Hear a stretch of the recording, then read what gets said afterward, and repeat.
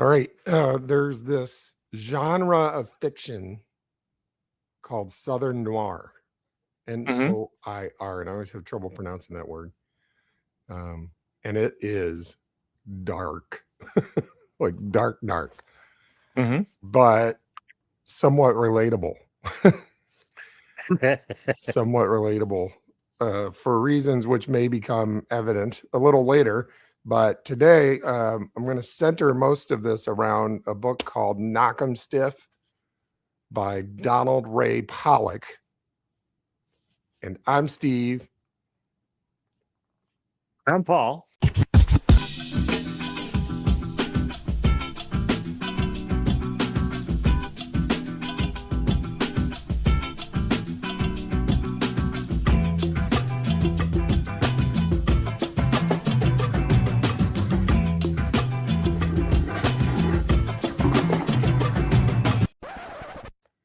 Kockemstiff, Donald Ray Pollock. So Donald Ray Pollock grew up in an actual town actually called Kockemstiff, Ohio.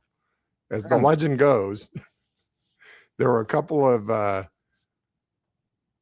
old religious ladies in town hanging around, and then some drifter comes through and tries to take their purse or something, and one of them says to the other one, "Knock 'em stiff." Hmm. And so they beat the crap out of this guy. Nice. And the town had not yet been named, and it had just started to form, and so they're like, well, that name is as good a name as any, we'll take it. And it's in southern Ohio, so he grows up there.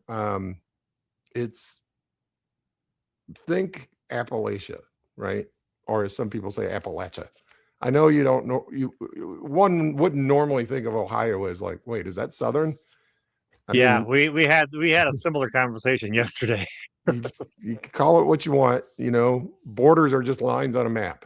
But if I were to blindfold you and take you to Knockemstiff, Ohio, and take the blindfold off, you wouldn't be able to tell the difference between being there and West Virginia, because West Virginia is really close to there. Kentucky's Mhm. not too far off from there. So it's Appalachia, right? Okay. And it's desolate, and it's these days probably meth, and Ah. just the if you're lucky enough to get on at the local paper mill, which is half an hour outside of town, which is what Mhm. Donald Ray Pollock did. He worked at the local paper mill for years and years, and then decided he wanted to try his hand at writing. And in his 50s, he wrote some short stories There's and got hope them for all of us. published. Hmm? There's hope for all of us. Yeah, there's hope. It's never too late to start. But I'll tell you what, the general theme in these short stories, it's generally you're in small town, it's isolating. Mm. Actually, you could think of it as physically isolating because the geography is Mhm. mountainous. There's just nothing. There's nobody ever comes through town. um Rarely do people come through town, and when they do, they literally are just coming through town, right? Yeah. Yeah. um so generally it's somebody's like just whiling away the hours, whiling away the days, and then something starts to happen, and there's a choice to be made, and usually they make the wrong choice. And something horrible happens, and they there's no like radical consequences. Certainly nobody gets arrested, nobody gets like no revenge is taken. What you are left with is just moral consequences, shame, basically. Yeah. So in one story, this father is driving around with the father drives around with his kid in the car. Dad's drinking all the time. Mm. Like this just happens all the time. And the dad picks up women um, to cheat on his wife with.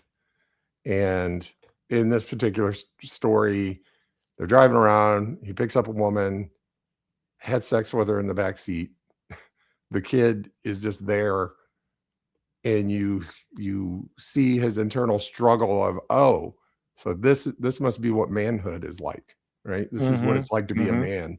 And then the story ends with just the kid, dad gets done, they drive off, and the kid's just like, okay, now I know what I'm supposed to do with life, you know? Like, wow. Yeah. In another one, um, the they go to the drive-in theater, right? Mhm. And what the dad likes to do is he first of all, the dad's a little upset because mom forgot to pack all of the liquor, but there's enough liquor that the dude's, he's tying a pretty good one on. That's what he does when they go to the drive-in. So he's hungry, he wants a snack. So he grabs his son. He's like, let's go. We're going up to the by the way, these are set in like the 60s time frame. Mhm. So they go up to that. I don't know if you guys ever went to the drive-in, the 212 drive-in there, but Mhm. well, we went together before. That like concrete block building where the refreshments are, and it's also where Mhm. the projector is. So they Mhm. go up to that thing, right? And they need to go to the bathroom, so they're waiting to go to the bathroom, and somebody accidentally like bumps into the dad, and the dad just absolutely destroys this dude, right? Just beats the living crap out of him to the point where teeth are sticking out of the side of his jaw, right? Out of the side of his cheek. And people are like, you killed him. And the guy's like, come on, son, let's get out of here. And basically, they leave and just get out of there, right? And Mhm. the son is just like, oh, well, that's when my dad taught me how to fight. Because while the dad was beating the crap out of the dude, the son beat the crap out of the dude's son. Oh, So they were both beating the crap out of their own. And again, the son's just like, well, I guess that's what it's like to be a man, you know? so these So are like loosely connected short stories or something? they are in the same town, and Mhm. there are some characters that repeat, but Okay. there's no story arc that goes from story to story. It's not a fix up. No, it's not a fix up. Okay. It's 18 independent standalone short stories. Okay. Oh, I almost forgot. There's a map. You got to have a map. This is Kockemstiff. It's hard for me to Nice. see. There. I see it. There we go. Yeah. Um, I'll talk about one more, and then I'll talk a little bit more about this genre. Um, it's it's just dark. It's just like really dark. Um, Mhm. these wayward teens are just wandering around. Nothing to do. Sound familiar? you know, No, no, not at all. just I'm having like flashbacks just listening to you talk about stuff. like nothing. Yeah, just walking around with nothing to do, and a couple of the dudes decide to pick on this disabled girl, right? This little disabled girl. So they pick on her, Mhm. and through the whole story, the tension just rises and rises because you just start getting the sense that something absolutely horrible is going to happen, right? Mhm. And something absolutely horrible does happen. They sexually abuse this disabled girl, and like the violence is not. It's not even. It doesn't even crescendo, and like it's not even in your face. It's just kind of like casual, and Mhm. one of the teens like thinks about intervening, then changes his mind. Then they get done, and then just kind of go on with things, and they're left with just the consequence is shame, right? They don't get caught. They don't. Nobody shows up to save the little girl. None of that Mhm. happens. They're just left with despair and shame. And I'm like, why in the hell would anybody want to read this stuff? And but it really examines like what it's like. I mean, I remember growing up and I never did Mhm. any stuff like that, but I mean, there was talk, you know, and Mhm. I had secondhand shame, just from Yeah. hearing people Yeah. tell stories, right? And so he did another book. He did a novel after this, like Mhm. called The Devil All the Time. Mhm. If that sounds familiar, it was a Netflix movie a few years ago. They made it Oh, into a okay, movie. okay. Yeah, yeah. Yeah. It also takes place in Kockemstiff and in that area, Kockemstiff, West Virginia, different Yeah. areas. And basically, right after World War II, dude comes home and is absolutely, insane. He Yeah. fought in the Pacific, right? Mhm. And he saw some things, the types of Mhm. things that people from World War II didn't talk about when they came back, right? Yeah, yeah. I had an uncle like that. You talk to people that came back from the European theater, they have Mhm. stories, right? They Mhm. like to talk about their stories, about their war Mhm. stories. You talk to anybody that came back from the Pacific, they have no war stories. They're none. Yeah. Yeah, my friend Billy,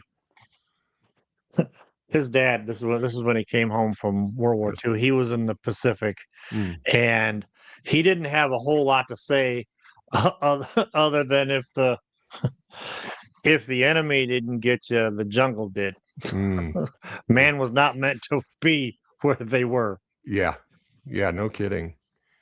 So this guy came back with that and, Mhm. he built an altar in the woods out of just, Mhm. tree stumps and branches and stuff and started praying to it and gets more and more like then he does like like his wife gets sick with cancer, does a Mhm. blood sacrifice, like he sacrifices, I think, the family dog or something like that, and Mhm. just increases his devotion to this altar and the blood sacrifices and all this stuff. And of course, the son like sees him doing this. The mom dies anyway, and the guy just can't handle it, ends up killing himself, Mhm. right? So Mhm. then the son, fast forward, becomes one of the main characters of the of the novel. And there's Mhm. just there's religious trauma.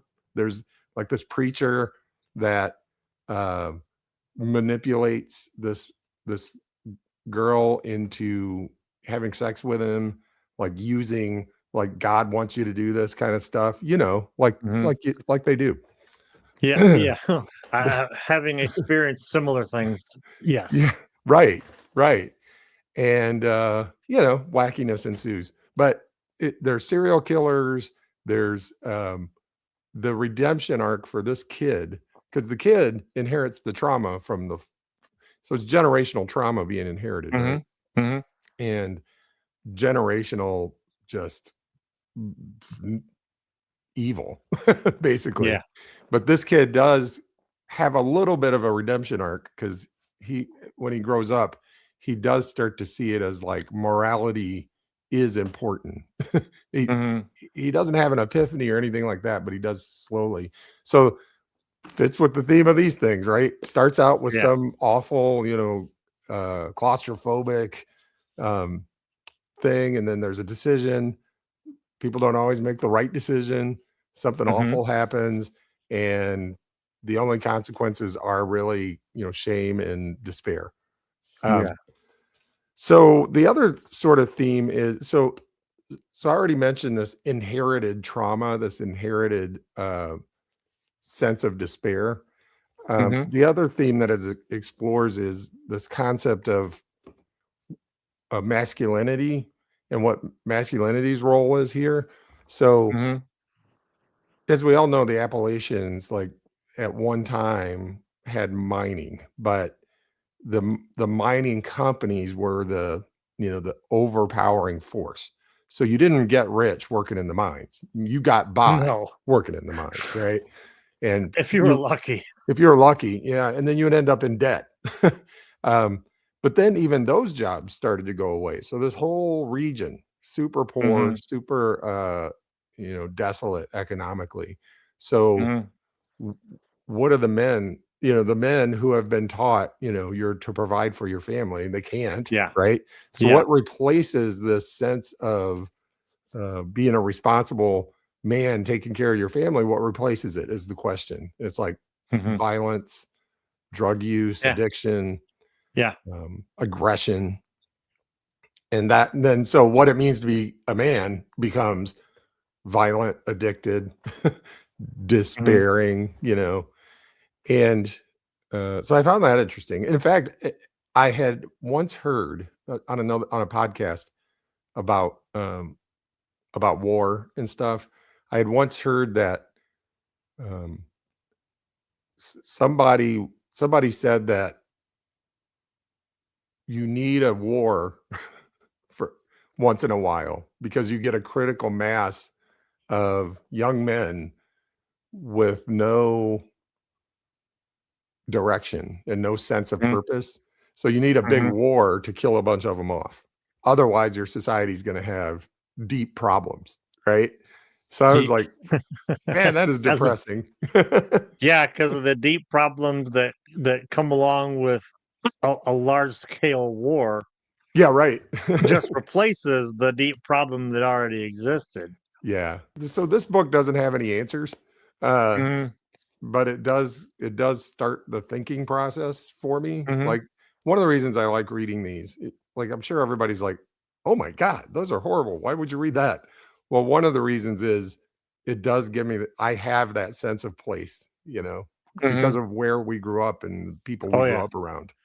Yes, yeah. It Like feels like very how familiar. my older brothers were nefarious. In fact, when I started high school, my first year in high school, like, I was constantly getting called down to the office because, something bad happened, because my last name was associated with my one of my older brothers, and, like, I'm like, "That was 5 years ago. He was here 5 years ago. What?" I one time asked him, like, "Dude, what the hell did you do?" Because every time something happened, I got called down to the office about 6 or 7 times that year, which You is crazy, you were you one of know. the usual suspects Yeah, exactly. by Just because of association. my last name. And in fact, the joke in my family was like when my mom would get a phone call from the principal or whoever called from the school, we have your son down here. She'd go, which one? You know, because it was one of the three. They were always doing something, something terrible. So that inherited shame thing, Mhm. kind of I understand it a little bit. Yeah. Yeah. Well, we learn how to be our first teachers of how to be in the world are our parents. Yeah. And kids see everything. They see everything, they hear everything. And we think they don't, but they do. Little pictures have big ears. So yeah, inheriting that sense of shame, that despair, that this is how I'm supposed to be in the world. Yeah. That's one of the things I like about this. The other is just the idea that the point that you started to make about like so yeah, you're going to have a war to try to address a problem that was caused by war or the threat of war Hmm. is just ridiculous, right? It's this tough guy nonsense.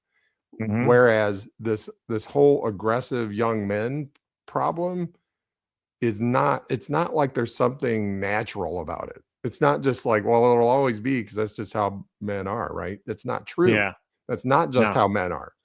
No. Boys learn to be that kind of man from those around them. Yep. And and that's why it's so important to have a movement and to have discussions around what are better ways to be in this world as a young Yeah. man, as a boy, as a man.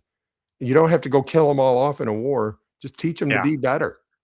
Well, that's just it. You and I have have proven you can change. It doesn't have to be another link in the chain. It doesn't Yeah, have to be same as it ever was. The boys will be boys BS and all that. right, We've proven that's not true, right. and it can be changed. Yeah, you can break the cycle. So Yeah. this has been a public service announcement from the Check Your Shelf podcast show. Are we a podcast show? We're not kind of a podcast. I guess we kind of are. This has been a public service announcement. Thank you. Do better. And then when you do your best, do the best you can until you know better. And then when you know better, do better. This is the only one I have a physical copy of. There's another one by Chris Offutt called Kentucky Straight, and in some ways I like it better. So I might Mhm. talk about that one in another in another episode if we can Absolutely, stomach you will. any more despair. Southern noir stuff. Yeah, now I need a palate cleanser. I think I'm gonna read. I think I'll reread House on the Borderland. Yeah, good idea. We got Yeah. we gotta get that going. I don't remember where I got this. I don't remember when I got it. I read it on Kindle, and then I think I just ran across it, but it was signed by the author. How about that? Oh, nice. So it's not a library book that you didn't take back? No, it is not. Awesome. Okay. All right. Well, I'm gonna have to check that out because that's kind of up my alley. I love that it's a collection of like short stories because I don't think start to finish I could do the whole book. Yeah. Um, so having said that, I'm Paul, I'm Steve. and the next time you're looking for something to read, Check yourself.